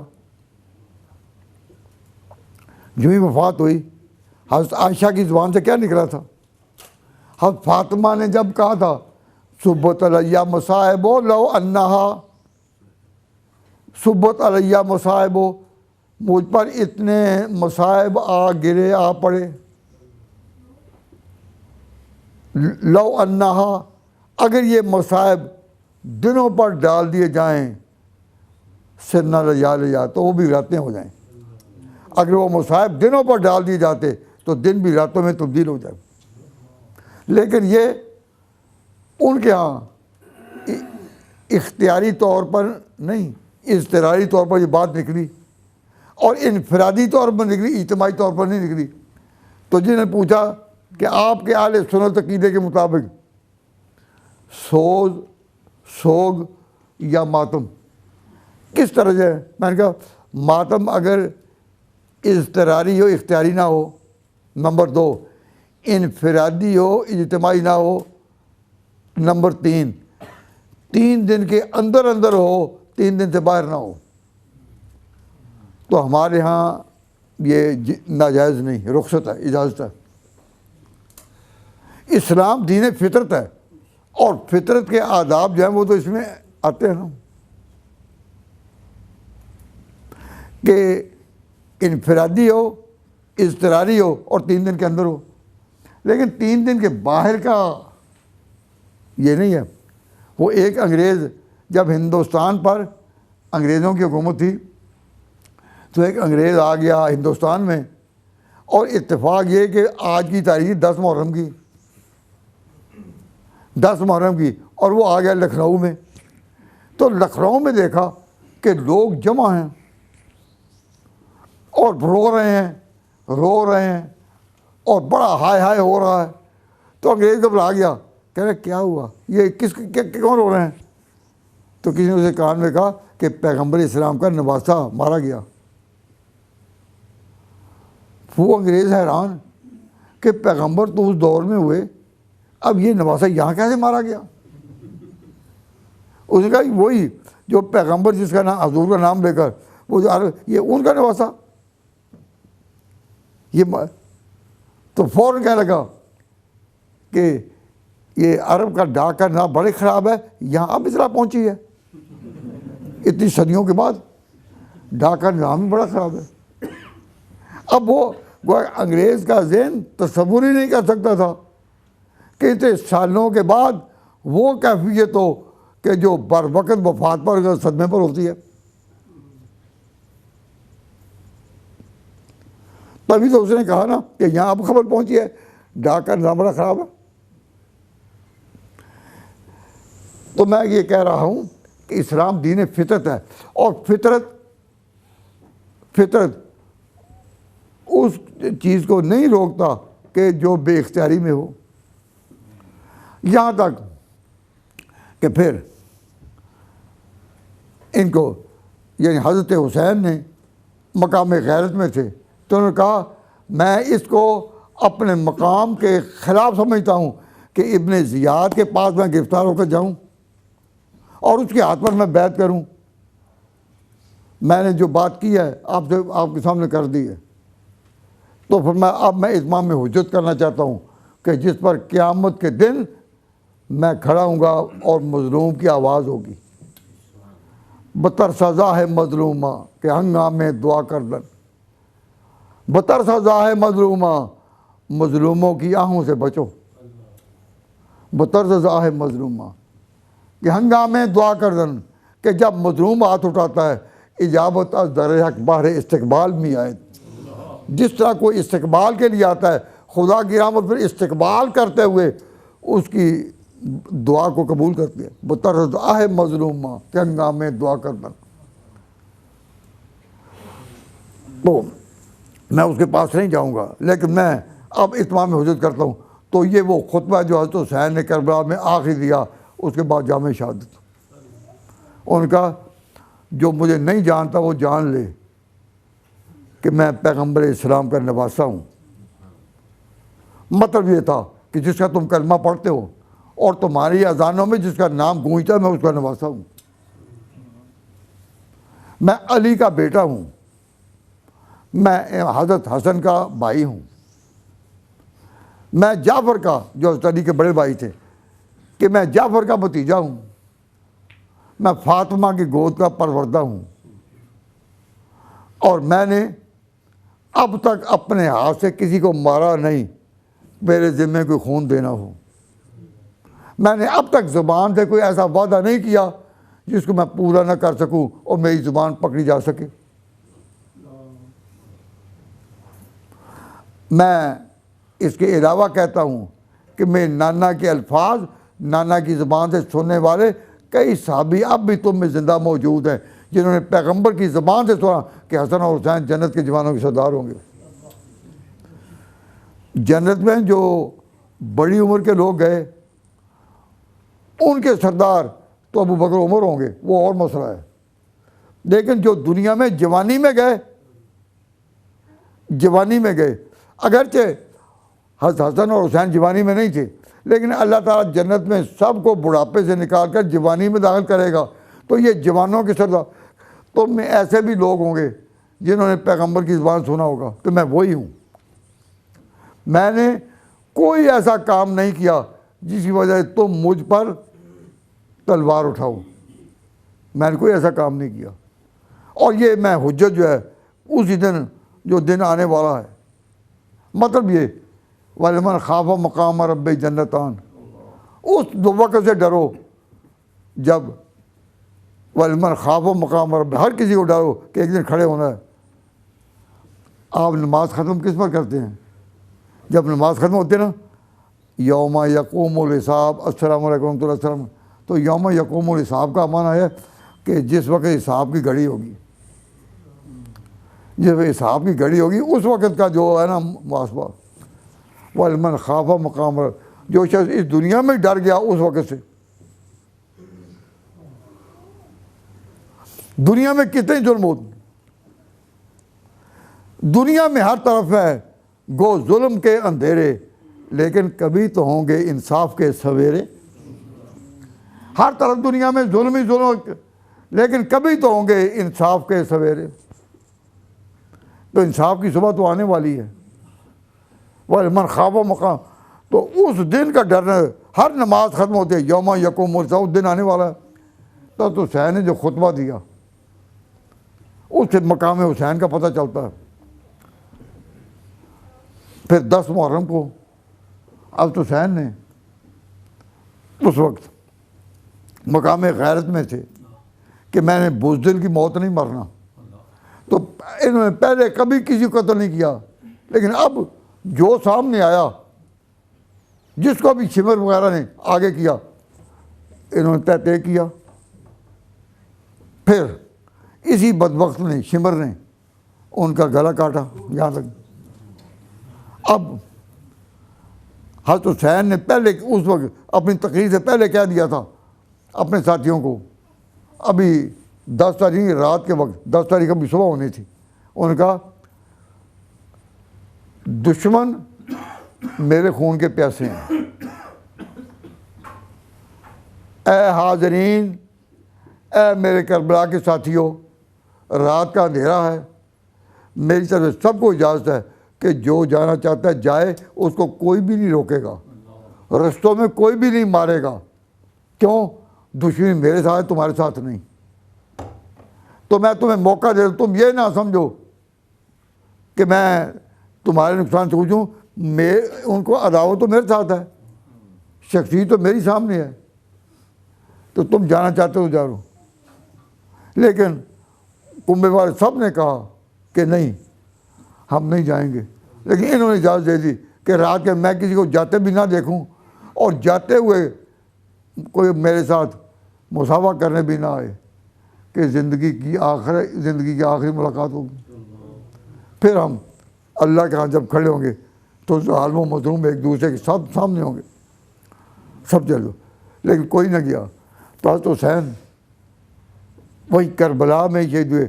یعنی ان کو کوفے جانے نہیں دیا گیا، کربلا میں روک لیا گیا. پھر انہی کو یہاں دے کر وہ قاتل بھی ٹھہر گئے. تو آگے وہ جو عمر بن سعد تھا، بدبختی اسی قسم، حالانکہ وہ دل سے نہیں چاہتا تھا خون ریزی ہو، لیکن شمر نے جو پیرایا اختیار کیا، اور ابن زیاد نے، تو قتل کا حکم یزید نے نہیں دیا تھا، وہ ابن زیاد نے دیا تھا. عمر بن سعد نہیں چاہتا تھا، پر ذل جوشن نے آگے بڑھ کر یہ کام کیا.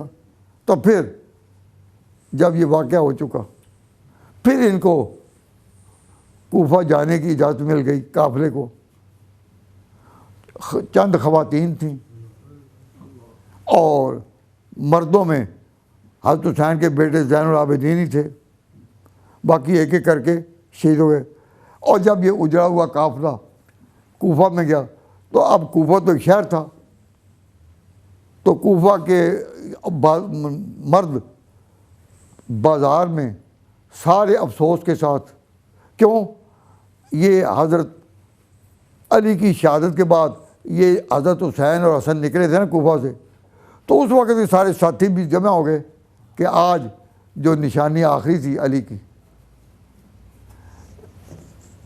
وہ ان کے سامنے زین العابدین کی شکل میں ہے. جب جا رہا تھا تو حضرت زین العابدین نے اپنی پھوپھی زینب کا ہاتھ پکڑا ہوا تھا کہ رونے والوں کی آوازیں مکانوں کی چھتوں سے آئیں. تو بچے نے اپنی پھوپھی سے پوچھا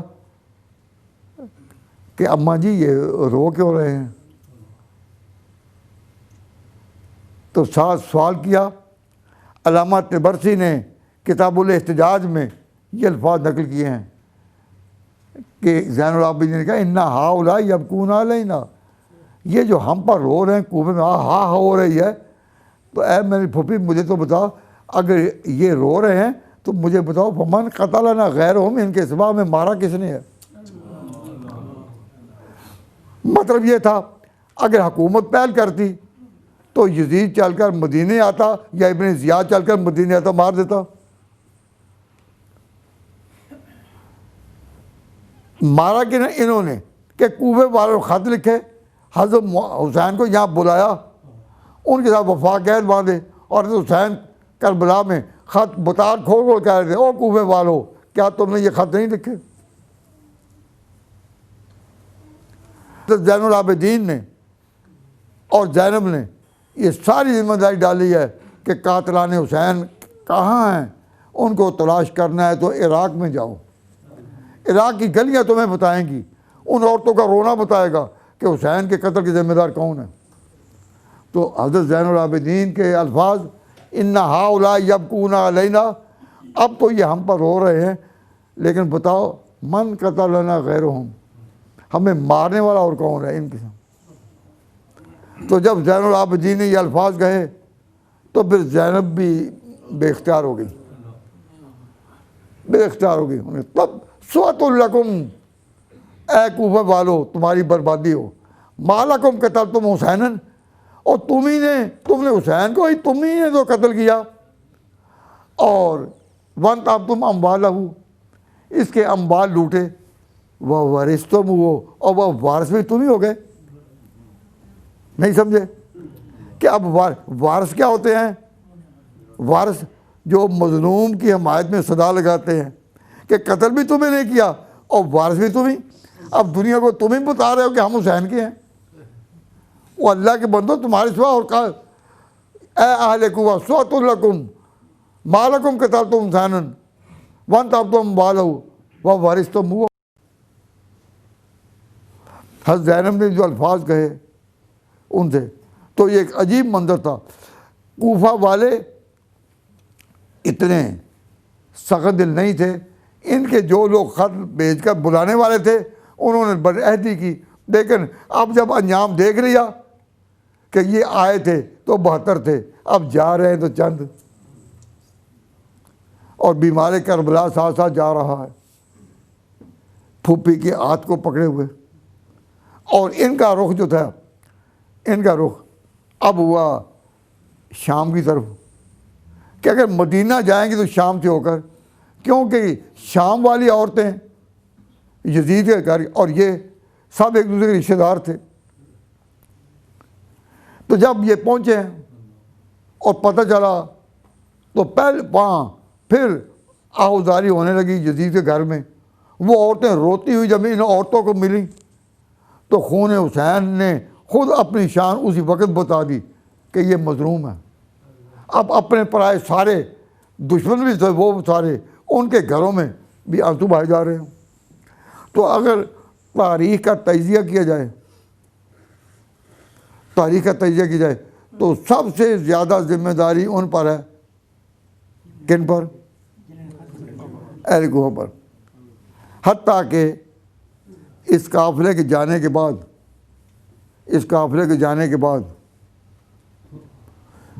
سلیمان بن سرد خزائی ایک تھا عراقی، اس کے گھر میں یہ جمع ہوئے کہ ہم نے کیا کیا، یہ سارا گناہ تو ہماری ذمہ آئے گا، اب ہم نے کیا کیا۔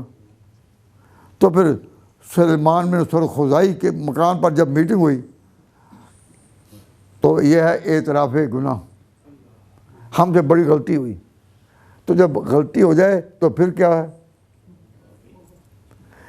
جب موسیٰ علیہ السلام کوہ طور پر گئے تھے تو پیچھے قوم نے ہارون کی بات نہیں مانی تھی اور بچڑی پوجا شروع کر دی، اور جب موسیٰ آئے انہوں نے پھر اپنی غلطی کا اعتراف کیا، تو اللہ تعالیٰ نے پھر موسیٰ کی زبان سے ان کو یہ سزا دلوائی کہ فَاقْتُلُوا أَنفُسَكُمْ، کہ اے بچڑے کی پوجا کرنے والو اب تم اپنے آپ کو مارو۔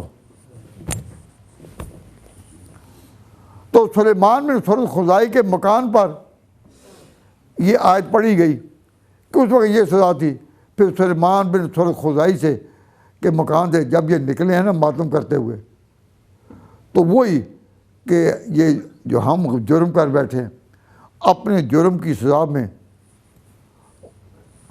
وہ اپنے آپ کو پیٹتے تھے۔ اب ایک بات کہہ کر بات ختم کرتا ہوں، کہانی تھی لمبی، 10 راتوں میں پوری ہو گئی۔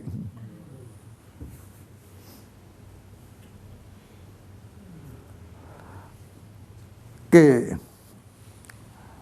جب حضرت یہ واقعہ جب ہو گیا، سلیمان میں خزائی سے گھروں سے نکلے اور یہ اپنے آپ کو پیٹتے نکلے، تو ذمہ داری انہوں نے خود قبول کر لی۔ اب جب یہ اظہار کرتے ہیں کہ ہم ہیں حسین کے،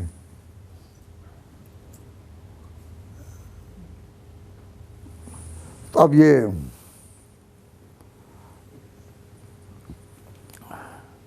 بات کیا کہے، حضرت حسین کے ساتھ ہمارا جو تعلق ہے نا وہ یہ ہے کہ حضرت حسین نے تو خود اپنے عمل سے یہ بتا دیا نا کہ وہ ابن زیاد کے سامنے پیش ہونے سے کی بجائے لڑنے کو تیار ہو گئے، جان دینے کو تیار ہو گئے. تو جاتے ہوئے کیا وہ پیغام نہیں دے گئے؟ جاتے ہوئے پیغام نہیں دے گئے؟ سوچو کہ اگر میں ابن زیاد کے ہاتھوں میں ہاتھ دینے کے تیار نہیں یا اس کے ہاتھوں پر یزید کی بیعت کرنے کو تیار نہیں تو میرا باپ تو مجھ سے زیادہ غیرت مند تھا. اگر ابو بکر عمر غلط حکمران ہوتے تو کربلا اسی دن قائم ہو جاتی. پھر کربلا میرے دور میں پیدا نہ. تو حضرت حسین ہمارے محسن ہیں کہ سنی عقیدے کو ثابت کرنے کے لیے وہ میدان میں آئے تاکہ جو کہا جاتا تھا کہ تقیہ کے طور پر غلط حکمرانوں کو مان لو، تو اگر ماننا جائز ہوتا تو کیا حسین ابن زیاد کے پاس نہ آ جاتے؟ اگر وہ نہیں آئے تو حضرت حسین کا مقام علی سے تو نہیں بڑھ کر گیا. تو اگر حسین کا عمل یہ ہے تو اگر ابو بکر عمر غلط ہوتے تو علی بھی ان کے سامنے اس سے کھڑے ہو جاتے. جب انہوں نے قبول کیا دل سے کیونکہ وہ راست پر تھے، حضور کی خلافت کے صحیح طور پر وہ حقدار تھے، انہوں نے انکار کیا کہ یہ مقام حسین کے خلاف ہے. تو اللہ تبارک و تعالیٰ جل شانہ اپنا عقیدہ صحیح رکھنے کی توفیق عطا فرمائے. تو جب یہ ماتم میں جلوس نکالتے ہیں تو ان پر غصہ نہ کریں. کیوں؟ یہ غصہ اپنے کیے کا اپنے اوپر ہی نکالتے ہیں نا. غصہ اپنے کیے کا اپنے اوپر ہی نکالتے ہیں. تو ہمیں اگر کبھی سیاستدان مجبور کرے نا کہ بھئی ان سے تعاون کرو، تو میں نے ایک دفعہ ویسے پوچھا کہ ان کے ساتھ تعاون کیا کریں؟ جب یہ پیٹتے ہیں تعاون کرو. تو میں نے کہا یہ تعاون تو پھر جب بھی ہو سکے نا کہ جو پیٹنے کا کام ہے، جو پیٹنے کا کام ہے وہ ہم کر دیں اور رونے کا یہ کر دیں تاکہ ان کو یہ کام خود نہ کرنا پڑے. کیا تعاون یہ چاہتے ہو؟ اگر یہ تعاون ہے تو پیٹنے کا کام پٹائی ہم کریں. پھر اس کا فائدہ کیا ہوگا؟ میں کہ بہت بڑا فائدہ ہوگا. کیا؟ میں کہ پھر رونا سچا ہوگا. پھر رونا سچا. تو ہم تو تعاون کرنے کے لیے بھی تیار ہیں. اب ایک بات میں ہم سے لوگ آ کر پوچھتے ہیں، وہ کہتے ہیں کہ یہ آدمی تاریخ جانتا ہے تو شاید کوئی مسئلے کا حل بتائے کہ جی ہمیں آپس میں ایک ہی جگہ رہنا ہے، ایک ہی جگہ میں رہنا، ملنا جلنا بھی ہے. تو آپس میں دونوں فرقوں کا کبھی کوئی سمجھوتا ہو سکتا ہے کہ نہیں؟ تو میں نے کہا اگر سمجھوتا کرنا ہو تو راہ کھلی ہے. کہ کیا؟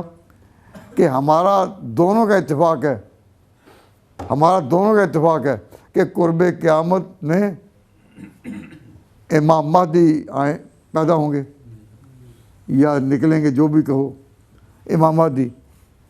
تو امام مہدی کو یہ بھی مانتے ہیں ہم بھی. تو یہ کہتے ہیں وہ ہمارے ہیں. ہم کہتے ہیں کہ چلو تم اسی پر ہو، لیکن جب تک وہ نہیں آتے تم ہمارے ساتھ مل جاؤ. جب وہ آئیں گے ہم ان کے ساتھ مل جائیں گے. وہ تمہارے ہیں تو تمہارے طریقے پر آ جائیں گے. تو جب تک وہ نہیں آتے تو ہمارے ساتھ ہو جاؤ، نمازیں بھی ہمارے پیچھے پڑھو، ہماری مسجد میں آؤ، اپنی عبادت گاہیں علیحدہ نہ بناؤ، اپنے جو ہے وہ بارگاہ وہ علیحدہ نہ بناؤ. میں صرف اس بات کہہ کر بات ختم کرتا ہوں کہ حضور کی ایک روایت یہ ملتی ہے، محدثین تو اس میں کلام کرتے ہیں لیکن ہے روایت. کیا؟ کہ حضور میں اہل و بیتی کا سفینۃ نوح، کہ میرے اہل بیت نوح کی کشتی کی طرح ہیں. جس طرح نوح کی کشتی ہے تو نوح کشتی پر کوئی آلائش نہیں، آلائش ڈوبنے والوں پر ہے نا، نوح کی کشتی پر تو نہیں. تو میں اہل و بیتی، میرے اہل بیت کا سفینۃ نوح، وہ نوح علیہ السلام کی کشتی کی طرح ہیں.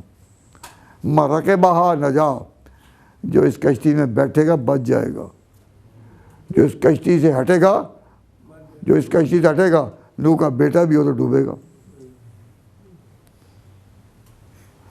تو یہ آپ اہل بیت کی محبت میں نوح کی کشتی میں بیٹھنے کے لیے تیار ہیں یا نہیں کہ یا اللہ ہم تیرے حضور میں وہ نجات مانگ. لیکن قرآن نے جب کہا, قرآن نے یہ کہا, فرمایا کشتیوں والے رستہ کہاں سے لیتے ہیں جو کشتیاں چلاتے ہیں, تو قرآن میں وَبِالنَّجْمِ هُمْ يَهْتَدُونَ کہ رات کی تاریکیوں میں بھی جب چلتی ہیں کشتیاں, اور اس وقت کوئی ٹیلی فون تو نہیں ہوتے تھے, اشارے بھی لگے نہیں ہوتے تھے کہ رستوں کا پتہ چلے, تو قرآن نے کیا کہا کہ کشتیاں رستہ کیسے پکڑتی ہیں, فرمایا وَبِالنَّجْمِ هُمْ يَهْتَدُونَ کہ کشتی والے ستاروں سے رستے پہچانتے ہیں, کشتی والے ستاروں سے رستے پہچانتے ہیں. وَبِالنَّجْمِ هُمْ يَهْتَدُونَ تو نوح کی کشتی میں بیٹھے والوں رستہ بتائیں گے ستارے, اور پیغمبر کی زبان ستارے صحابہ کو کہا, ستارے صحابہ کو کہا, اصحابی النجوم. تو اہل بیت کو کہا کشتی اور صحابہ کو کہا ستارے. تو کشتیاں چلتی ہیں, سمندروں میں چلتی ہیں, دریاؤں کو عبور کرتی ہیں, پر رستے ستاروں سے ملتے ہیں. ہم اہل سنت والجماعت اپنے آپ کو ان ستاروں کی لائن پر یہ کہتے ہیں بے رستہ ان سے لو, رستہ ان. اسلام ہمارا کیا ہے کہ رستہ ان سے لو. ایک شخص نے ایک دفعہ سوال کیا کہ جی صحابہ اگر ستارے ہیں تو کیا, صحابہ تو سارے ہیں, تو کیا جو عمر کا درجہ تھا وہی حضرت معاویہ کا تھا, کیا جو حضرت عمر کی شان ہے وہی معاویہ تھی؟ ظاہر ہے کہ فرق تھا. تو انہوں نے پوچھا کہ کیا سارے صحابہ برابر ہیں؟ تو میں نے کہا میں اس کا جواب نہیں دیتا, تم پہلے میرے سوال کا جواب دو کہ کیا سارے ستارے برابر چمکتے ہیں ایک جیسے؟ کیا سارے ستارے ایک جیسے چمکتے ہیں کہ نہیں؟ میں نے کہا کیوں؟ کہ ستاروں کی چمک اپنی اپنی. تو میں نے کہا صحابہ کی چمک بھی اپنی اپنی. جو عمر کا مقام ہے, عثمان کا مقام ہے, وہ وہی ہے جو مقام اپنے یہ لے گئے. سبق پر پھر صداقت کا صدیق کے پاس, عدالت کا فاروق کے پاس. سبق پر پھر صداقت کا, عدالت کا, شجاعت کا لیا جائے گا تجھے کام دنیا کی امامت کا. تو امامت کا مقام کیا ہے, یہ ایک مستقل موضوع ہے. میں نے اس میں صرف شہادت کے مقام کے بارے میں بتا کہ شہادت کیا ہے, وہ خون دے کر خدا کے ہونے پر گواہی ہے, سچائی کی پذیرائی ہے. اسلام نے انٹروڈکشن میں 3 طبقے پیش کیے ہیں نیکوں کے, انبیاء کے بعد صدیقین, شہداء اور صالحین. تو شہداء ہم نے بتائے, اہل کتاب کی تاریخوں میں ان کا نام نہیں. ہندوؤں کی تاریخ میں یا رشی ہیں یا جوگی ہیں, یا رشی ہیں یا جوگی ہیں. رشی کو وہ لیتے ہیں پیغمبر کے درجے میں, اور جوگی کو لیتے ہیں صالحین کے درجے میں. شہادت کا کوئی تصور نہیں. انگریزوں کے یہاں یا اپوسلز ہیں, پیغمبر ہیں, یا سینٹس ہیں جو اولیاء ہیں. شہید کا کوئی تصور نہیں. تو شہیدوں کا تعارف کرایا کس نے؟ اسلام نے. تو جس طرح اسلام مکمل دین ہے, انہوں نے کچھ الفاظ خاص معنی کے لیے بتائے, خاص معنی جو لغت میں پہلے نہیں تھے. پہلے لغات عربی میں شہید اسے کہا جاتا تھا جو عدالتوں میں جا کر, منڈیوں میں جا کر گواہی دے. لیکن خون کے ساتھ گواہی بھی ہوتی ہے, اور یہ شہداء ہوتے ہیں. یہ لغات عرب میں پہلے نہیں تھا.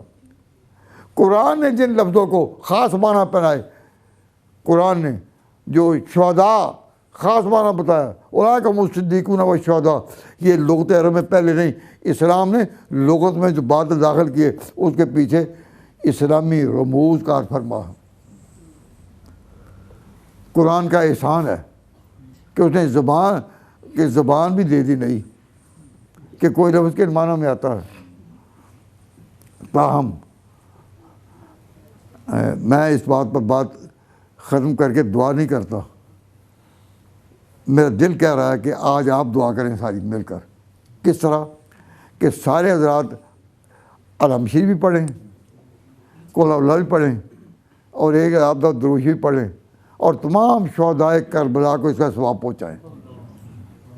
حضرت ہمارے امام شاہ ولی اللہ متصوف رحمۃ اللہ علیہ 10 محرم کو یاد کر کے تاریخی واقعہ کو ان کے لیے دعا کیا کرتے تھے. میں بھی آپ سے کہتا ہوں کہ ہم یہ پڑھیں اور پھر ہم دعا کریں. ابھی کریں, جلدی ہے نہیں, جلدی ہے تو ابھی کر دیتے ہیں, تو پھر 1-2 منٹ میں پڑھ لیں پھر دعا کرتے ہیں. اللہ بسم اللہ اعوذ باللہ من الشیطان الرجیم بسم اللہ الرحمن الرحیم الحمدللہ رب العالمین الرحمن الرحیم مالک یوم الدین ایاک نعبد و ایاک نستعین اهدنا الصراط المستقیم صراط انعمت علیہم غیر المغضوب علیہم الضالین.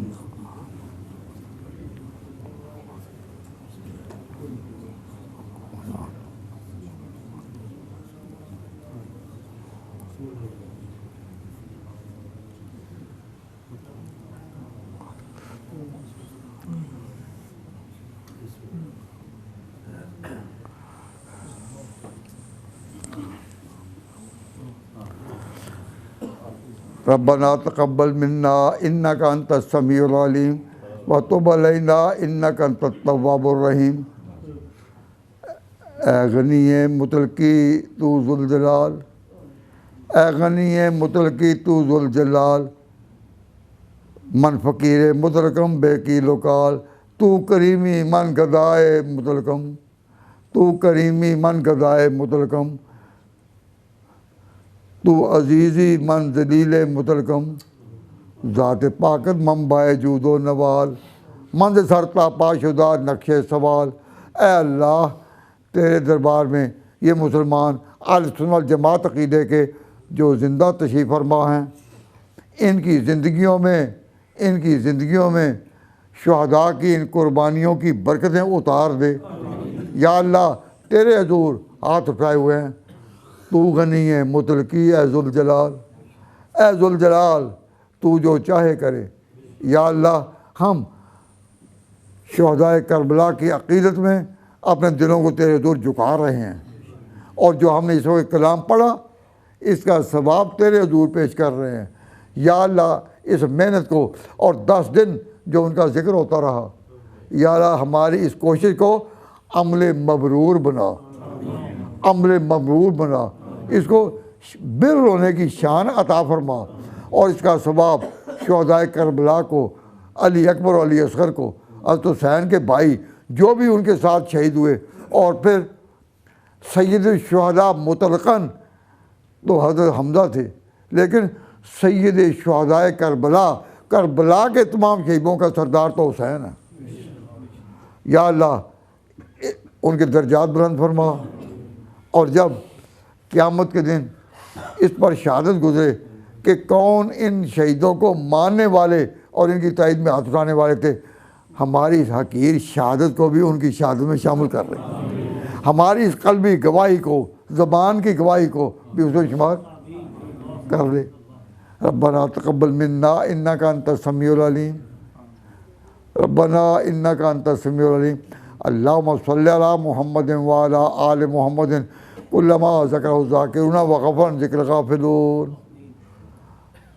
لا نملک لانفسنا ضرا ولا نفعا ولا موتا ولا حیاتا ولا نشور, انا لا نستطیع الا ما آتیتنا ولا نتقی الا ما وقیتنا, اللہم وفقنا لما تحب وترضى به. وصلی اللہ تعالیٰ علی خیر خلقہ محمد وآلہ وصحبہ اجمعین برحمتک یا ارحم الراحمین. چند رشتے جو میں نے بیان کیے ان کے, اس کے لیے آپ کو جو بھولنے کا اندیشہ ہو تو میں نے 10 دن میں اس کا اعلان کیا. پہلے ہم ان حضرات کا شکریہ کرتے ہیں کہ جو لندن سے آ کر یہ 10 راتوں کی تقریریں جو ریکارڈ کر کے لے جا رہے ہیں، لیکن یہ واقعات لکھے ہوئے یہ لکھے ہوئے چارٹ کی شکل موجود ہیں، آپ یہ پڑھیں سارے کہ حضرت حسین کا جو سفر تھا، حضرت حسین کا جو سفر ہوا، 3 سفر، 2 سفر تو ہے تو عثمان کی زندگی میں اور ایک امیر معاویہ کی قیادت میں، اور پھر جو ان کے رشتے، اس پر اگر آپ ایک ہفتہ بھی لگا دیں پڑھنے میں یا 1 مہینہ میں پڑھیں تو انشاءاللہ یہ نقوش دونوں کے آپ کے دلوں میں اتریں گے، یادیں ہوں گی، ورنہ جو باتیں آج میں نے کہی ہیں کل بھول جائیں گے، کل بھول جائیں گے۔ تو علم کو کہا کرتے تھے کہ یار علم و واشیون، کہ جیسا واشی جانور ہے، اونٹ ہو، بھینس ہو، قابو آ سکتے ہیں، ان کو باندھنا پڑتا ہے۔ تو فرماتے ہیں العلم واشیون، علم واشی جانوروں کی طرح ہے، بھاگتے ہوئے اونٹوں اور دوڑتے ہوئے گھوڑوں کی طرح ہے۔ کہیے دعا ان کو اگر قید کرنا ہے تو الفاظ میں لاؤ۔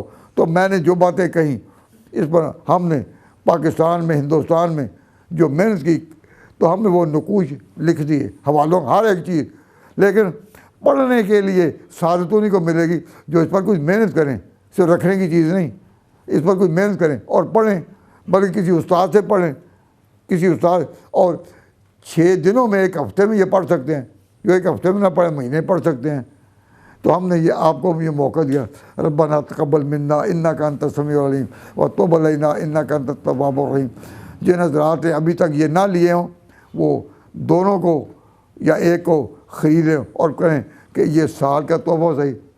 اے اللہ، اس جگہ ہم نے شہیدوں کا نام لیا تو شہیدوں کا کہ مردہ نہ ہو، ان کو بقا ہے، ان کے عمل کو بقا ہے۔ آپ یہ بھی دعا کر دیں کہ یا اللہ اس جگہ کو، اکیڈمی کو بھی تو بقا عطا فرما، استحکام عطا فرما، اور اگلے سال تک صحت کے ساتھ اور زندگی کے ساتھ تو ہمیں قائم رکھ، تاکہ پھر یہ محفلیں ہوں، آئندہ موقع ہو، ہم شہدائے کربلا کو کیا اور شہدائے بدر کو کیا، شہدائے بدر کو کیا اور اصحاب رضوان کو کیا، ہر ایک کو خراج عقیدت پیش کرتے رہیں۔ اللہ تعالیٰ ہمت دے، اللہم وفقنا لما تحب وترضى بالقول والفعل والعمل فی عافیہ۔ جن دوستوں نے وقت کی قربانی کر کے اپنے کام چھوڑ کر اس میں حصہ لیا، یا اللہ ان کی ہمت کے، جو بھی ہمت کر کے وہ آئے ہیں، تو اپنی سعادت سے ان کو نواز دے، ان کے بچوں پر رحمت کر، ان کے بچوں کی ایمان کی اس ملک میں حفاظت کر، ان کو آبرو عطا فرما، مسلمان ملکوں کو عزت عطا فرما۔ وصلی اللہ تعالیٰ علی خیر خلقہ وصحبہ اجمعین برحمتک یا ارحم الراحمین، لا الہ الا انت۔